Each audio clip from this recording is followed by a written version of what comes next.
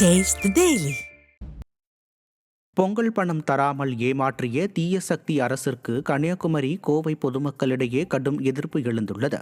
கடந்த அதிமுக ஆட்சியின் போது பொங்கல் பண்டிகைக்கு 2500 ரூபாய் மற்றும் பரிசு பொருட்கள் வழங்கிய போது அதனை 5000 ரூபாயாக வழங்க ஸ்டாலின் வாய்ச்சவடால் பேசினார்.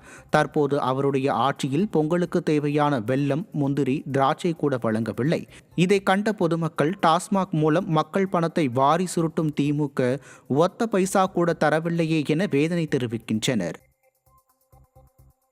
போன ஆட்சி இருக்கிற வரைக்கும் 2000 ரூபாய் அப்புறம் 1000 ரூபாய் ஊக்கத்தொகையெல்லாம் தந்தாங்க. இந்த ஆட்சி போன ஆட்சி இருக்கிற நேரம் போராட்டம் வர பண்ணாங்க, கண்டிப்பா கொடுக்கணும். ஆனா இந்த ஆட்சி வந்த பிறகு அதை பத்தி ஒரு பேச்சுமே இதுவரை எடுக்கவே இல்லை, தரவும் இல்லை எங்களுக்கு பணம். ஆனா பக்கத்துல எல்லாம் 750 ரூபாய் வரை வச்சு கொடுத்துட்டு இருக்காங்க.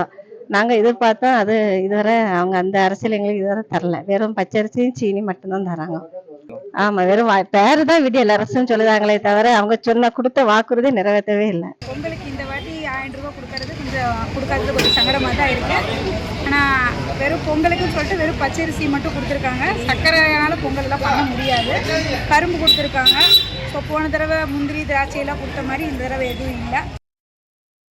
விருதுநகர் மாவட்டம் அருப்புக்கோட்டையில் அண்ணா பல்கலைக்கழக மாணவி பாலியல் வன்கொடுமை செய்யப்பட்ட சம்பவத்தை கண்டித்து அதிமுக சார்பில் பொதுமக்களின் வாகனங்களில் யார் அந்த சார் என்ற ஸ்டிக்கர் ஒட்டப்பட்டது. அருப்புக்கோட்டையில் கிழக்கு மாவட்ட இளைஞர் இளம்பெண் பாசறை செயலாளர் சக்கரவர்த்தி சங்கர் ஏற்பாட்டில் முன்னாள் அமைச்சர் வைகை செல்வன் மற்றும் விருதுநகர் கிழக்கு மாவட்ட கழக செயலாளர் RK ரவிச்சந்திரன் ஆகியோர் 2 சக்கர வாகனம் மற்றும் 4 சக்கர வாகனங்களில் யார் அந்த சார் வாசகத்தை ஒட்டினர்.